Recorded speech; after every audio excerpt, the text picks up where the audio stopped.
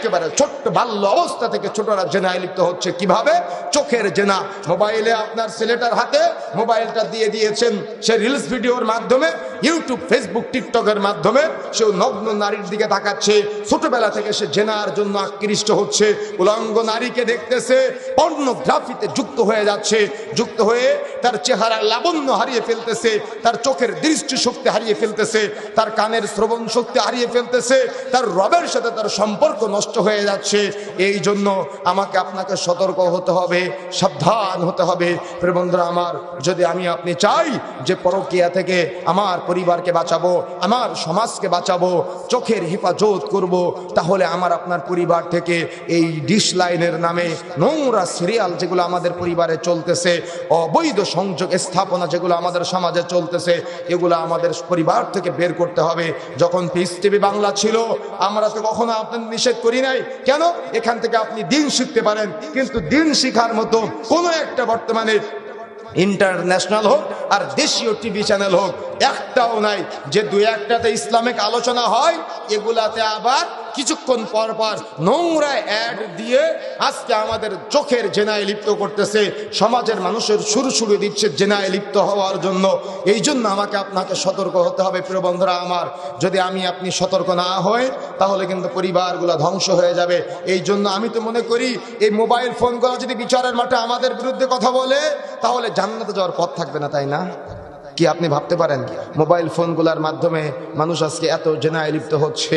চোখের জেনা, অন্তরের জেনা, হাত দ্বারা জেনা এবং পরিকল্পনা করা, এই এতগুলো জেনার মাধ্যমে যে মানুষ জড়িত হচ্ছে, লিপ্ত হচ্ছে, আপনি কি এটাকে হালকা মনে করেন? এটা কিন্তু হালকা না। এই জন্য আমাদের সতর্ক হতে হবে, সাবধান হতে হবে। প্রিয় বন্ধুরা আমার, মনে রাখার চেষ্টা করতে হবে, যদি আপনি জেনা ব্যভিচার সমাজ থেকে বন্ধ করতে চান, তাহলে সন্তানদেরকে দ্রুত বিবাহ দিয়ে হালাল করে দিতে হবে, দ্রুত বিবাহ দিয়ে হালাল করে দিতে হবে। আল্লাহ রাসূল বলেছেন, ইয়া মা'আশারাশ শাবাব মান ইসতাতা'a মিনকুম, হে যুবক সম্প্রদায়, যাদের বিবাহ করার ক্ষমতা আছে তোমরা বিবাহ করো। উপযুক্ত বয়স হওয়ার সাথে সাথে সন্তানদেরকে বিবাহ দিয়ে হালাল করে দেন, যাতে করে তারা অবৈধ সম্পর্কে জড়িত হতে না পারে। আর অবৈধ সম্পর্ক সমাজে বেড়ে যাওয়ার অন্যতম একটি কারণ হলো নারীরা পুরুষের একাধিক বিবাহ যে ইসলামে অনুমোদন দিয়েছে, এই একাধিক বিবাহে বাধা দেওয়ার কারণে আজকে পুরুষেরা অন্য জায়গাতে গিয়ে হারাম ভাবে তাদের জৈবিক চাহিদা পূরণ করতেছে। এই জন্য মনে রাখার চেষ্টা করতে হবে আমাদের, যদি আপনার কোনো অক্ষমতা থাকে সেটা আলাদা বিষয়, কিন্তু আপনি অস্বীকার করতে পারবেন না। অস্বীকার করলে ঈমান নষ্ট হয়ে যাবে। এই জন্য যে কথাগুলো বলতে চাচ্ছিলাম, মনে রাখার চেষ্টা করতে হবে, দিনকে প্রায়োরিটি দিতে হবে, আল্লাহ রাব্বুল আলামিনের বিধানকে মান্য করার চেষ্টা করতে হবে। যদি আপনি মান্য করতে না পারেন, গ্রহণ করতে না পারেন, তো আপনি দুনিয়াতেও ঠকে যাবেন, আপনি আখিরাতেও ঠকে যাবেন। এই জন্য মনে রাখতে হবে যে সন্তানকে দ্রুত বিবাহ দিয়ে তাকে হালাল করে দেওয়া, এটা হলো জেনা ব্যভিচার থেকে সমাজকে মুক্ত করার অন্যতম একটি মাধ্যম।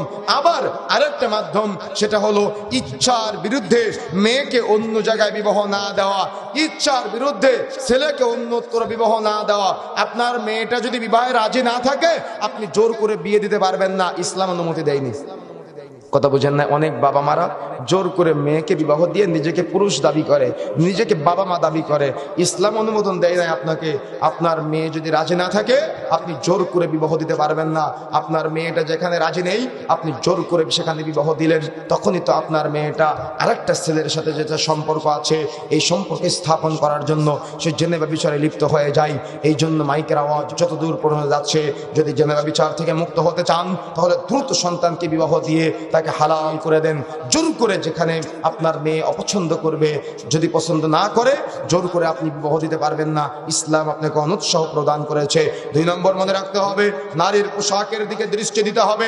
ঢিলাঢালা পোশাক পরিধান করবে, এমন পোশাক পরবে না যে পোশাকের ভিতর বাহিরের সব দেখা যায়। আপনার মেয়েটা এমন পোশাক পরে বাড়ির বাহিরে যায় যার ভিতর বাহিরের সবকিছু দেখা যায়, এটা জেনা ব্যভিচার বৃদ্ধি পাওয়ার অন্যতম একটি মাধ্যম। এই জন্য আজকের পর থেকে তাকওয়াপূর্ণ পোশাক পরাতে হবে, ঢিলাঢালা পোশাক পরবে, ঢিলাঢালা বোরকা পরবে, ঢিলাঢালা জামা পরবে, বুকে পিঠে ওড়না দিবে, মাহারাম নন মাহারাম মেনটেন করবে, তাহলে পরিবার থেকে পরকীয়া দূর হয়ে যাবে, জেনা বিচার আমাদের সমাজে থাকবে না। এই জন্য ঢিলাঢালা বোরকা একেবারে 800 বোরকা পড়তে পারবে না। যদি 800 বোরকা পরে, ঢিলাঢালা বোরকা না পরে, তাহলে কিন্তু সমাজের মানুষ আজকে যে জেনা বিষয়ের সাথে জড়িত হচ্ছে, এটা আরো দিনকে দিন বৃদ্ধি পাবে। আমাদের জন্য সতর্ক হতে হবে, আমাদের জন্য সাবধান হতে হবে।